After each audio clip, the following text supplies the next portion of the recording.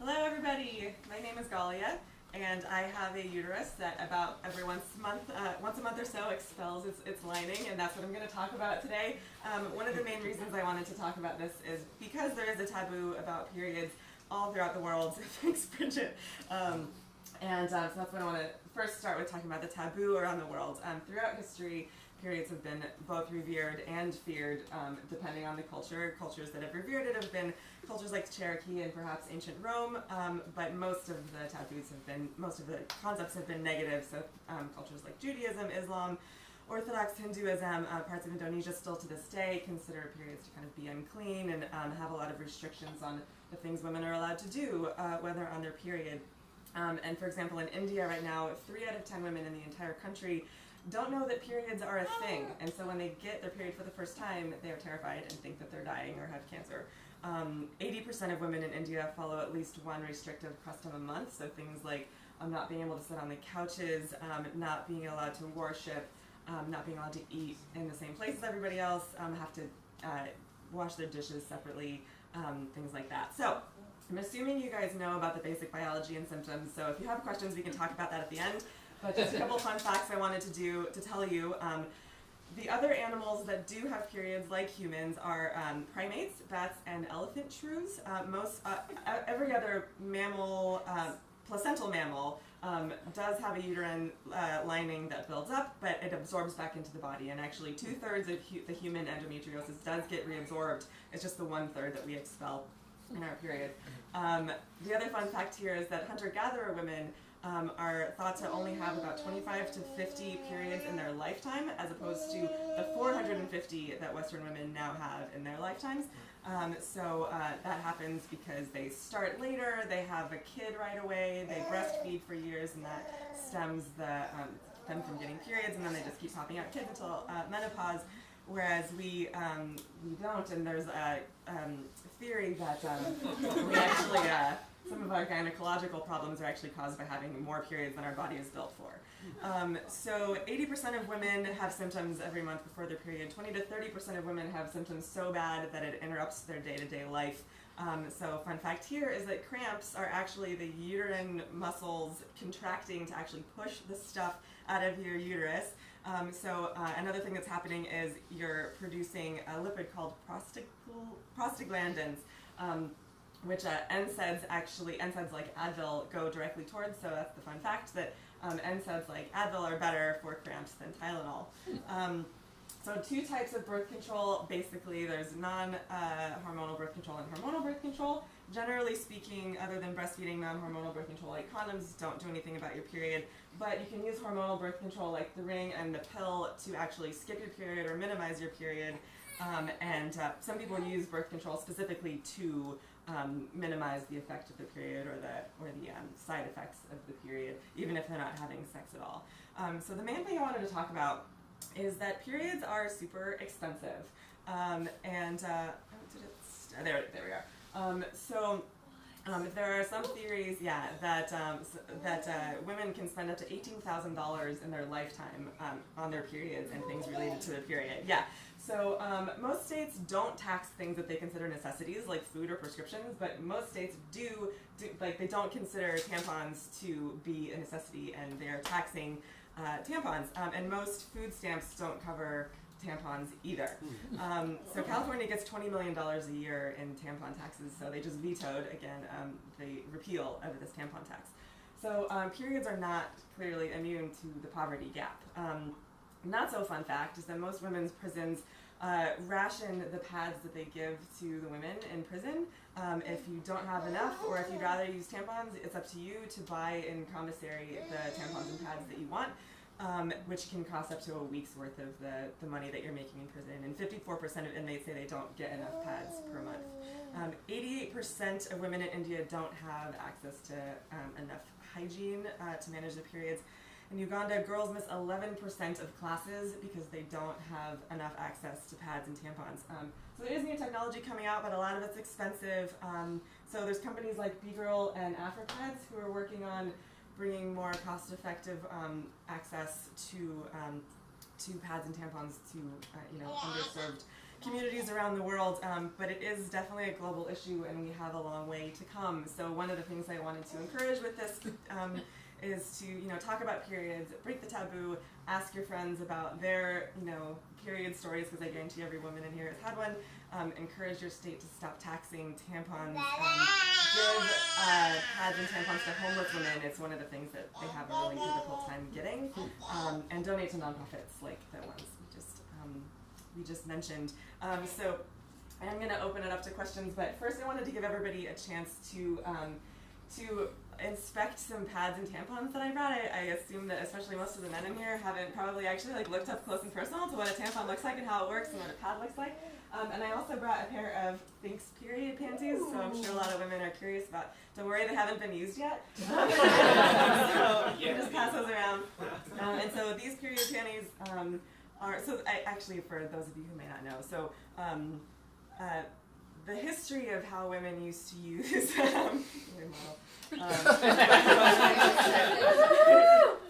there's actually not a lot known pre-medieval times about what women used to even do. They assumed that they used to use rags or something or just bleed right into their clothes. So it was 1880s when the first pad was developed. It used to be attached to a big belt that you would put around your waist, and it didn't seem super comfortable. So feel free to just take these apart and inspect them. So those are regular, normal sized pads. These are panty liners. They're smaller. So those are more for day to day. These are for more light days. So pads evolved from the belt to being, I think it was the it's in my notes, the 1930, no, I don't know, maybe mid-1900s, early 1900s, where it had the adhesive stick so you can get rid of the belts. Tampons were developed in the 1930s, and apparently they used to have a separate box in the 1930s for the women to pay directly into the little box, so they didn't have to communicate with the clerk and admit that they were having their period. And so, yeah, I encourage the guys especially to play with the tampon and push it through a little thing and figure out how it works. I know that. And those pads that got crazy stuff inside. Yeah, can we test their absorbency? Somebody gets too liquid. Yeah. And then another thing I wanted to pass around. The period panties that are going around are supposed to be able to absorb 2 tampons worth of blood. Oh, and I also wanted to show. The amount of liquid that comes out every month averages around 2.5 tablespoons, which is this much. But anything between 1 and 6 is considered normal. The period panties take about 2 tampons worth, and this is a Diva cup. It's another thing that is becoming more and more popular. You just stick it in and it vacuums to your cervix and just catches the blood. Pass this around. It's sanitary. Yep. So any questions while that stuff is going around? Yeah. So there's a project to make comic books to teach I about read about that. menstruation. How is that being received? I read that it's being received really well, actually. That it's such a taboo that people are uncomfortable actually talking about it, but being able to just hand somebody a comic book and say, read this, ends up being a lot less uncomfortable. Yeah, Victoria. So anybody want to do the water trick? I had one Anybody? question. Here, I'm going to take yours. This is all. No. Tell the audience. If I'm reading well, what's up? I'm I have my period. Yeah. It makes me very uncomfortable, but it Yeah. does break the taboo. Yeah. And it's it happens to be once in a while. Right. It's a natural thing. Yeah. And then how does this work? How does it work? So do you I don't actually know what it's made out of, but they say that particular pair can take about 2 tampons worth of blood. They have 4 or 5 different designs that range from 1 tampon to 3 tampons at a time. You just rinse it yourself with cold water, and then you can throw it in the wash with the rest of your laundry, and then you just don't dry it. I haven't used it yet, so I know, yeah. Yeah. So one of the problems though is it's $40 or so for 1 pair. So it's over time, it's going to save money if you're not spending $15 on tampons every month, but if you are, low income, it's going to be hard to buy one of these. Yeah. To cover your period. Yeah, exactly. Because that's the thing. You can only air dry them, so you can only use But if you live in hot climates, you're golden. Area climate. What's the insertion technique for? So somebody who's used one might be better at explaining, but I think you just fold it up, insert, and then it pops open, and so it attaches to yours. No, I have issues with it. I like to fold it up and then shove it out there. What? I can. So the worst part of that one is like when you have to pull it out. Like you gotta go up there and grab it and pull it down, which is. Well, the affordance for pulling that out of the silken looks very. Yeah. Mine fell in the toilet the other day. I was devastated, and then I googled.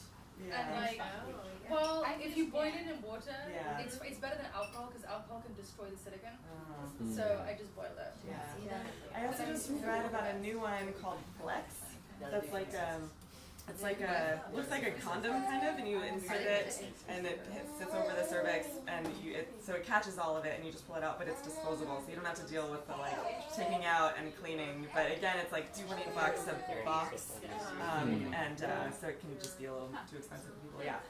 So how much are tampons? Like, because I guess I'm wondering if it's like, I mean, I'm not a smoker, but I know there are people who who bum cigarettes all the time. Yeah. And people don't like those people because they're like expensive. Are tampons expensive? Yes. Tampons generally are about $7 a pack. A lot of women use both tampons and pads, and you also need different sizes of tampons. They have different, your period starts off heavy and gets lighter as you go, so some women use bigger ones at the beginning and smaller ones at the end. But women are generally very supportive of each other because we've all been in situations where you need a tampon and don't have one, so I've never gotten any attitude from a woman by asking them for. So you're never like, tampon. Surely you asked me last month. No. When you need one, you need one. Oh, and I wanted to point out that 8 in 10 women of the better classes have adopted it. Oh. So it's good. Wow. Any other questions?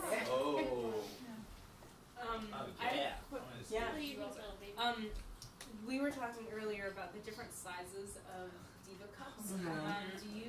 Do you speak to what happens in your body as you after get pregnancy? older? As you get older. Yeah, so what she's referring to is the diva cups. They have 2 different sizes, and they give you a bigger one if you have had a baby. Or if you're over 30. Is it 30? Fuckers.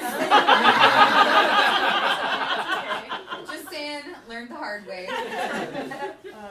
So I know that with pregnancy, your cervix changes for good. But I don't know what happens when you're 30. Apparently, as you age, your vaginal walls weaken and your hips get wider just naturally. Bad news. So you might need a bigger diva cup. Maybe. Did you see I saw it recently. Who was in India? A woman died in a menstruation. Yeah, I actually was going to talk about that, but I didn't have time. What? Yeah, so there are some cultures, it was in Nepal, there are some cultures that sequester women while they're on their periods, and in Nepal there's this community that, they have these little kind of outdoor huts, these menstrual huts, and I read that 8 women have died, at least 8 women have died in the last 10 years in these huts, they're trying to phase it out, more liberal, the more progressive of the community are trying to phase it out and are trying to use things like this as a reason to say hey, we can't do this anymore. If we're going to do this, at least let's have a room in the house that they can sleep in for those days. But yeah, so somebody just she was alone. They didn't. Yeah, they don't actually know what happened to this woman, but I read that most of the other women who died was either because of they had caught on fire because they were trying to make it warmer, or they inhaled smoke because they were trying to the fire in there. I think there have been some animal attacks too. Yes. Why do you think the taboos evolved the way they did? What do you think makes it? I think that, this is just totally my theory. I was gonna say it. My theory is just that it was just something that we didn't understand what was going on inside the body, and so all of a sudden women just start bleeding, and we don't know why, and they seem to be perfectly fine otherwise, And so I think without the scientific explanation, it can be I imagine it would be very confusing and scary. And so that's where mythology starts bringing up when they're trying to explain something they don't understand. There were cultures I was reading about that did think it was like, you know, mystical, magical, helps the crops grow and like help put it in, you know, use it for potions and things like that. So it's not all negative, but I think it was just something that they didn't understand what was happening, so you create mythology around it. And maybe it was a goal, you know, to always be having babies. Yeah. And so if you weren't, it was like you failed. Something's wrong, yeah. I just wanted to say thank you so much for talking about this taboo topic that I really try to talk about like all the time.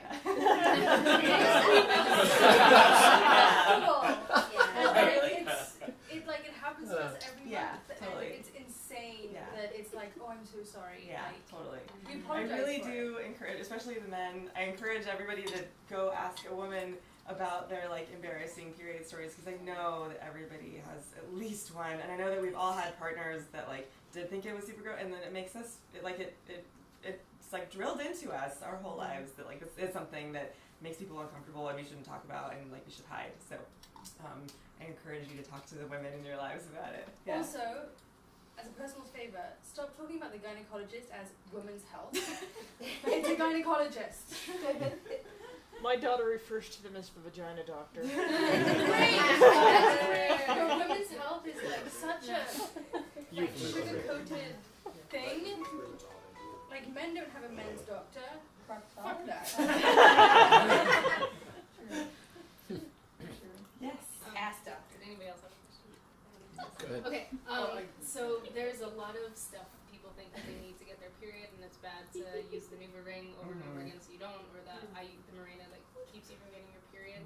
Can you talk? I mean, you did sort of at the beginning, but can you talk more about that? Yeah. So one thing I learned is that the birth control pill, the decision to have the 28-day cycle was actually kind of an arbitrary decision. They actually were thinking about having it be a 3-month cycle, but they thought that if they chose a month cycle, which was a little more natural, they were hoping the Pope would say that it was okay for Catholic women to be on birth control. Well, that didn't work out, but they just stuck with the 28-day cycle, and that just kind of became the cycle that is the normal cycle now. So yeah, I've been hearing more and more doctors, just anecdotally, hearing more and more doctors saying that it's actually better, like it's definitely okay and maybe better to skip your period entirely. I haven't heard of any evidence that it's bad for you to skip your periods. I think the only potential downside is that for some women, if you try and skip your period, you just end up spotting the whole time instead of skipping it. So that's just like a woman-to-woman decision. But I haven't heard of anything that suggests that it's bad to skip your period. Yeah. I've just to bounce back on that, I've actually had a really weird experience with my doctor who was very much against the IUD that doesn't have hormones. She's like, you'll have heavy periods. Like, that's terrible. And a very negative approach to natural cycles, which I thought was a real shame, because it's like, it's great if you don't want to have your periods, but it's also okay to embrace your natural cycle. And so it's like, it's kind of sad to see that even that aspect of like no period is better, take over the medical. I think that just for a lot of women though, it's not just the taboo that's involved there, but just like it's expensive and it's physically uncomfortable to be having your period more than you have to. So I think it's just like personal preference. Like if I had, even if there was no taboo, if I had the choice to just like have a super heavy period or not have a period at all, I definitely prefer to not have it. Yeah. I want Bridget to speak because I feel like I was going to ask. Oh, okay. Bridget told me once that someone told her. Someone told me. Okay. He loves talking to me about stuff like this. That one of the reasons it's actually good to take birth control, particularly in your 20s, is because it sort of mimics the hormones that you might otherwise experience if you were constantly pregnant. And that's actually good for your body, and it can prevent, to some extent, ovarian cancer. So, yay for birth control. Yeah. Alright, last question. He had his own longer, Why do small people and gymnasts not get, or small women and gymnasts not get? Good question. So, I forget the exact technical term for it, but basically if you, that's the one. If you have really low amenorrhea,